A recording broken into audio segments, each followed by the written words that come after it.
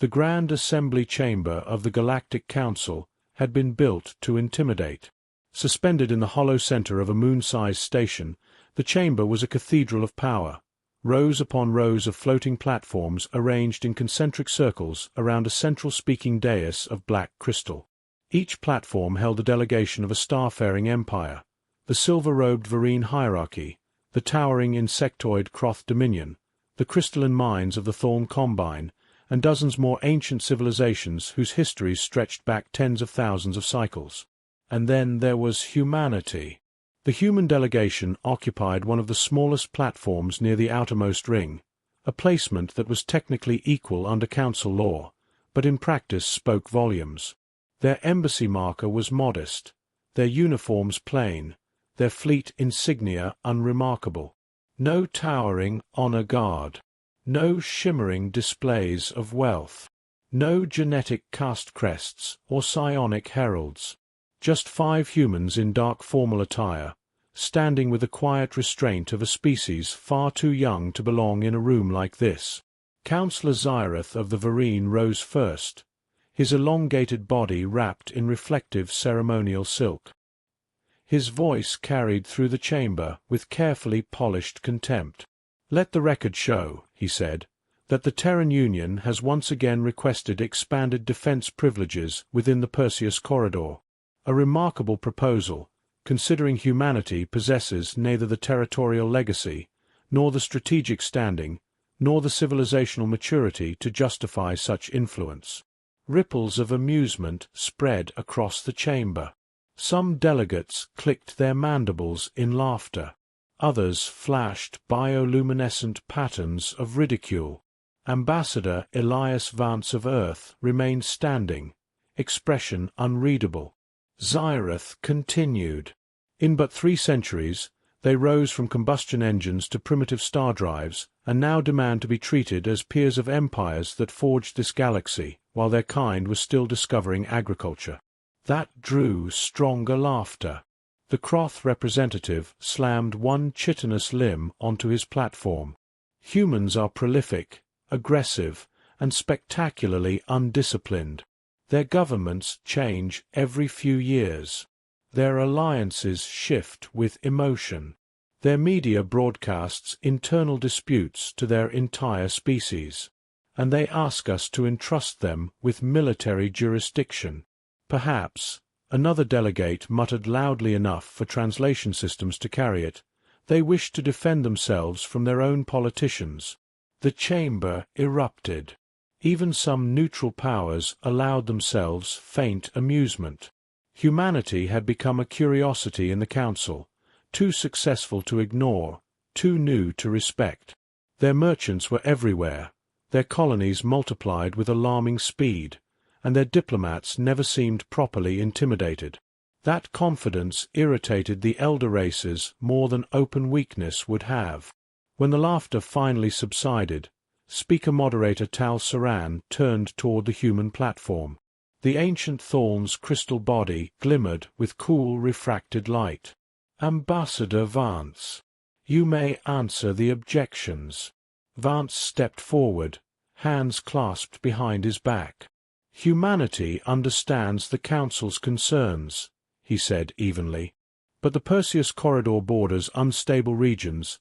Pirate activity has tripled in 12 standard cycles, and multiple outer colonies, ours and yours, have already suffered attacks. We are not asking for dominance. We are offering coordinated defense." "Offering," Zyreth replied, almost smiling. "From what, exactly?" "Sternly worded messages." More laughter, sharper this time. Vance did not react. The Vereen councillor leaned forward. "Let us be honest, human. Your species expanded quickly because no one considered you worth stopping. You are tolerated, not feared. Included, not trusted. You survive because greater powers permit it." A silence followed that felt heavier than the mockery. Every eye in the chamber fixed on the small human platform, waiting for anger, for embarrassment, for some sign that the young species finally understood its place. Instead, Elias Vance simply nodded once. "Noted," he said calmly. "Humanity will remember the Council's position." Something in the way he said it caused the amusement to falter. Just for a moment, the chamber grew still. Then the speaker called the next matter, and the great empires moved on, confident, dismissive, certain they had just put an overeager species back in its place. None of them noticed that the humans left without another word. None of them understood that on Earth, silence was rarely surrender. It was preparation. The first sign that something was wrong came from a routine border scan. At the far edge of the Perseus corridor, where the mapped lanes of civilized space dissolved into dust storms, rogue gravity wells, and silent dead systems, a Vereen reconnaissance flotilla detected an energy surge unlike anything in its archives. At first, the Vereen assumed it was a sensor ghost, an echo produced by unstable pulsars in the region. The readings were absurd. Power signatures layered so densely across the void that the computers interpreted them as a stellar phenomenon. Then the surge happened again, and again. 3 Vereen observer ships halted in formation and extended their long-range arrays. Across 11 million kilometers of darkness, behind a screen of cold asteroids and dormant moons, something enormous was moving. Not one vessel, not 10. Thousands. No, far more than thousands. The recon commander, Sub-Executor Jalith, ordered a full-spectrum sweep. The resulting image arrived in fragments, resolving slowly across the holodisplay in her bridge chamber. Ship hulls. Rows of them. Endless rows. Each vessel was colossal, dwarfing standard Council battleships by orders of magnitude. Angular armored spines ran along their backs like plated mountain ranges. Their flanks were crowded with recessed weapon batteries, spinal cannons, shield projectors, and engine clusters powerful enough to distort local space. Drydock frames encircled entire formations, while swarms of construction craft moved between them like insects around sleeping giants. For several full seconds, nobody on the bridge spoke. Jalith stepped closer, her silver eyes narrowing. "Magnify registry markings." The computers obeyed. The first hull came into focus, scarred grey metal broken only by a simple insignia near the bow. A blue planet. A single white crescent. And beneath it, in blocky trade script translated automatically into Vereen Standard, Terran Naval Command. The silence shattered. "Impossible," whispered one officer. "There must be a translation error," said another. But there was no error. The fleet hidden in the dead systems of the Perseus corridor belonged to humanity. Jalith demanded an immediate count. The shipboard intelligence resisted at first, unable to process the volume of returns. It recalculated 3 times, linked to fleet-wide scanners, and finally produced a number that made even trained Vereen minds recoil. Confirmed Dreadnought-class hulls, 512,440. The bridge lights seemed to dim. More than 500,000. Not patrol cruisers. Not carriers. Not orbital defense platforms. Dreadnoughts. Warships on a scale associated only with extinction-era conflicts buried deep in Council history. The kind of vessels no modern empire built anymore because they were too expensive, too destructive, too politically dangerous. And humanity, young, undisciplined, tolerated humanity, had somehow built over 500,000 of them in secret. Jalith transmitted the data to Vereen High Command under maximum urgency. Within minutes, encrypted channels across the sector ignited. Croth listening posts redirected their sensors. Thorn observatories awakened ancient deep scan arrays. Merchant traffic was halted. Civilian routes were quarantined. Every major power in the corridor suddenly wanted eyes on the impossible fleet hidden in human-controlled dead space. Then the secondary reports began arriving. The shipyards weren't isolated. There were dozens of them, some hidden inside hollowed asteroids, others anchored inside the magnetospheres of dead gas giants. Entire construction belts had been disguised as mining operations for decades. Cargo manifests previously ignored as industrial surplus now resolved into armor plating, antimatter containment cores, and dreadnought-grade reactor assemblies. The galaxy had not simply missed a human rearmament. It had watched it happen and mistaken it for commerce. At the next emergency session of the Galactic Council, panic spread faster than protocol could contain it. Delegates shouted across translation fields. Ancient rivals accused one another of collusion. Some demanded sanctions. Others demanded immediate strikes before the fleet could mobilize. And at the center of the storm sat the human delegation. Ambassador Elias Vance stood exactly where he had stood before, calm in his dark uniform, hands folded behind his back. This time, no one laughed. Speaker Tal Saran's crystal voice cut through the chaos. "Ambassador," he said, each word hard as cut glass, "the Council requires an explanation." Vance looked around the chamber at the suddenly frightened faces of empires that had mocked his species only days earlier. Then he answered in the same measured tone as before. "Of course," he said. "Now you're ready to listen." The Grand Assembly chamber was silent in a way it had never been before. Not the dignified silence of ritual. Not the cold silence of political calculation. This was fear. Raw, electric, humiliating fear. The same chamber that had laughed at humanity now watched the human ambassador as though he was standing atop a live antimatter charge. Elias Vance did not hurry. He stepped to the black crystal dais at the center of the chamber, alone, unarmed, carrying nothing but a slim data prism in one hand. Above him, vast holographic banners of the elder empires shimmered in the dark, their symbols glowing like ancient stars. Once, those symbols had projected untouchable authority. Now they felt fragile. Speaker Tal Saran broke the stillness first. "You concealed military production on a scale without precedent," the crystal being said. "You established fortified shipyards in unregistered dead systems. You deployed deception networks across council trade and mining lanes. By any legal definition, this is an act of strategic destabilization."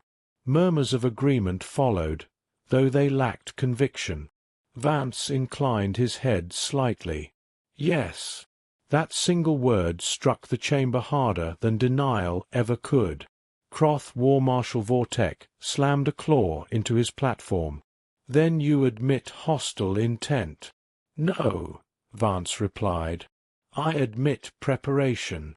The War Marshal's mandibles flared. "For what?" Vance set the data prism into the dais. At once, the chamber darkened.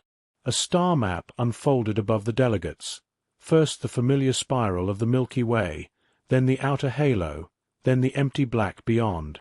The map expanded farther than most council presentations ever did, beyond shipping routes, beyond exploration records, beyond the edges of practical governance. Then red markers appeared. Thousands of them. A wave of crimson lights advancing from intergalactic dark. "The designation in our archives is provisional," Vance said. "We call them the Null Swarm." The room remained still. 87 years ago, he continued, a human deep-range expedition operating outside formal council space found the remains of a dead satellite lattice orbiting a dark dwarf galaxy. It was not natural. It had been built by an unknown civilization, then shattered. Inside the ruins we recovered warning beacons written in mathematical constants, stellar drift references, and extinction models. Another image replaced the star map, ruined structures the size of moons, broken open like bones. The civilization that built those beacons is gone, Vance said. So are 6 others we later confirmed through remote archaeology. Same pattern every time. No survivors, no biospheres, no active industry, no military resistance remaining. Entire star networks stripped to silence. A cold pulse moved through the chamber. Councillor Zyratha's reflective robes seemed dull now. You expect us to believe 7 interstellar civilizations were erased by... what? An invasion no one else detected. We didn't ask you to believe, Vance said. We asked you to prepare. He made a small gesture, and the hologram changed again. This time it showed combat footage. A formation of sleek unmanned probes emerged from darkness, moving with impossible synchronization. A defense platform, alien in design, ancient and heavily armed, opened fire. For less than 4 seconds, the vacuum flashed white. Then the platform vanished, cut apart so completely that even the debris field dispersed in a neat expanding ring. Several delegates recoiled. Their vanguard units do not negotiate, Vance said. They do not issue demands. They do not occupy. They erase resistance, consume infrastructure, and move on. Based on current velocity projections, their outer advance elements will enter the Perseus frontier within 19 standard months. 19 months! For the first time, no one interrupted him. We brought the evidence to the Council 12 years ago, Vance said quietly. It was classified as speculative fear-mongering from a junior species. We brought more evidence 6 years later. It was buried in committee. We requested joint mobilization authority 3 times. Each request was denied. Now his gaze swept the chamber. So humanity stopped asking. The words landed like iron. We built because we ran out of time, he said. Not for conquest. Not for leverage. For survival. For everyone's survival. The hologram dimmed, leaving only the spreading red wave at the edge of the galaxy. Then Vance said the one thing no empire there was prepared to hear. The 500,000 dreadnoughts are not the weapon you fear. They are the shield you are standing behind. For 3 full seconds after Elias Vance finished speaking, the Grand Assembly chamber did not move. The red wave at the edge of the holographic star map pulsed over the delegates like a wound in the dark. No one laughed now. No one whispered. The ancient empires of the Galactic Council, species that had negotiated supernova boundaries, rewritten genetic destinies, and shattered rivals across 10,000 years of war, could only stare at the image of something beyond all their histories. Then the chamber erupted. Fabrication, roared War Marshal Vortek of the Croth Dominion. A human deception staged to justify militarization. Councillor Zyrath rose at once, though the smooth confidence he once wore had cracked. If even part of this is true, then humanity's concealment has already endangered every major power in Council space. A dozen platforms flared with overlapping demands. Seize the shipyards. Impose immediate fleet restrictions. Detain the Terran delegation. Verify the threat independently. The speaker's harmonic chime hammered across the chamber, but panic had already outrun order. Translation fields strained to keep pace as hundreds of voices collided at once. Ancient rivalries reignited in real time. The Croth accused the Varine of knowing more than they admitted. The Varine countered that only the Thorn possessed observatories capable of confirming something on this scale. Merchant blocs demanded military escort guarantees. Fringe powers openly begged humanity for alliance terms before any formal motion had even been proposed. And through it all, the human delegation remained motionless. Vance stood with his hands behind his back, watching the galaxy's leadership unravel exactly as Earth's strategic models had predicted. Then the emergency alert hit. Every platform in the chamber flashed crimson. Across the suspended air above the dais, a priority transmission forced itself through council channels, overriding debate, overrides, and diplomatic encryption alike. A military seal from the outer Perseus defense perimeter spun into view. The voice that followed was broken by static and terror. "This is Defense Node Kepri 7. We have contact. Repeat. We have confirmed contact with unidentified extragalactic units at Beacon Line 4. The chamber froze. A tactical display replaced the star map. Tiny silver icons representing a Vereen patrol group formed a defensive arc near the galactic edge. Opposite them, 3 small black markers appeared. Only 3. Unknown vessels are not responding to Council hails, the officer continued. Their acceleration profile is. The transmission cut for half a heartbeat as alarms screamed in the background. Then the display lit white. One of the black markers crossed half the tactical grid in an instant, moving so fast the system had to redraw its position after the fact. The Vereen cruisers fired. Lances of plasma and gravity shear burst across the void. They hit nothing. The second black marker split into 6 smaller returns, each striking with surgical precision. The silver formation collapsed. One cruiser vanished entirely. Another broke open from the center, as if space itself had sliced through it. The final vessel tried to retreat, engines flaring bright, and was reduced to fragments before the command even registered. The whole engagement lasted less than 9 seconds.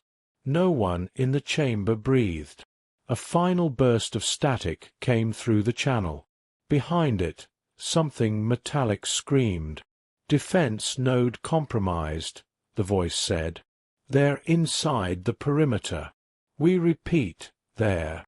Silence. The feed died. For a long moment, the tactical display remained suspended above the chamber. 3 black markers drifting forward through the wreckage of a battle group that should have been sufficient against pirates, raiders, even a regional war. Not against this. Speaker Tal Saran's crystal form flickered with distress fractures. "Was that one of your recordings?" Vance met his gaze. "No." The answer spread like poison. Suddenly the arguments changed. The empires that had demanded humanity surrender its fleet now demanded immediate coordination.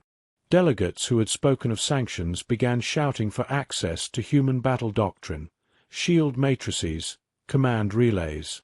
Several Outer Rim powers transmitted emergency offers of full military integration to Terran command.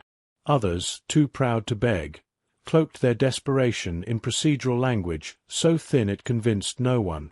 And still, there were fools. War Marshal Vortek bared his mandibles. "Then the threat is real," he snarled, "which means human control of those dreadnoughts is even less acceptable. We strike their shipyards now, take command of the fleet ourselves." Vance turned toward him at last. "You are welcome to try," he said. Before Vortek could answer, a second transmission appeared, this one not from the frontier, but from deep within Council space. A monitoring station above the Vereen colony world of Selvar had gone dark. Then another. Then 12 more. The red wave on the star map was no longer theoretical. It had arrived. And in that terrible moment, as ancient empires finally understood how unprepared they truly were, the most feared truth in the chamber was no longer that humanity had built 500,000 dreadnoughts. It was that they might still not be enough.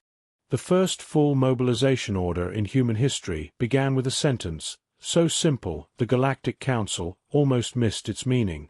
Ambassador Elias Vance touched the console embedded in the black crystal dais and spoke in a calm, level voice. "Terran Naval Command," he said, "execute Aegis Protocol." Across the chamber, no one understood. Across human space, everything changed. In the dead systems of the Perseus corridor, dormant shipyards blazed to life. Docking arms withdrew from armored hulls kilometers long. Fusion stacks awakened in cascading waves, turning cold fleets into newborn stars. From hollowed asteroids, buried moons, hidden construction belts, and blackwater anchorages beyond mapped trade lanes, the dreadnoughts began to move. 500,000 warships. Not a parade formation. Not a symbol. A wall. The holographic map above the council expanded until half the chamber was bathed in Terran blue. One by one, icons ignited across the void in numbers, so vast the system had to group them into strategic phalanxes. Human fleets surged toward threatened corridors, colony approaches, relay gates, and shattered frontier lines with terrifying precision. There was no confusion. No delay. Every route had been calculated years in advance. Councillor Zyreth stared upward, his voice barely audible. They planned for this. They prepared for this, Vance corrected. Reports poured in by the second. At Selvar, where Varine defense stations had already gone dark, the first Terran battle groups arrived just as black extragalactic vanguards descended toward the colony's inner orbit. Civilian evacuation ships were still climbing through atmosphere when the human dreadnoughts translated into real space in layered formation, thousands of them, shields overlapping like plates of light. Then the feed sharpened. For the first time, the galaxy saw what a human dreadnought was built to do. The lead vessel, TNS Resolute Dawn, took the first enemy strike head-on. Its shields flared white, dipped, then held. Before the alien machines could reposition, a spinal cannon fired from the human flagship with such force that the tactical lens darkened to compensate. One black Vanguard unit vanished. A second broke apart under a synchronized missile lattice launched by 3 surrounding Terran hulls. The third tried to accelerate through the line, and slammed into a gravity snare that twisted space around it long enough for 2 more dreadnoughts to cut it to fragments. The chamber watched in stunned silence. The impossible enemy stopped. Not easily, not cleanly, but stopped. And that was only the beginning. From the Draven Expanse to the Mir Gate cluster, similar scenes erupted across Council space. Human fleets arrived where ancient empires had already begun to collapse. They shielded refugee convoys, reinforced broken defense grids, and plugged breaches with relentless discipline. Entire sectors that should have fallen in hours remained standing because Terran admirals treated the galaxy like a fortress with humanity at its center. The Council's private channels became a flood of surrender in everything but name. The Croth requested joint command authority. The Varine offered full logistical integration. The merchant leagues opened all supply corridors to Terran transit. Even proud isolationist powers transmitted military pledges to Earth, asking only one thing in return: do not let us die alone. At the center of it all stood Ambassador Vance, still calm, still composed, as the empires that had mocked humanity only days before now waited for direction. Speaker Tal Saran lowered his crystalline head. The Council, he said, each word heavy with history, recognizes Terran command primacy for the duration of the extragalactic war. It was not just an emergency decree. It was an admission.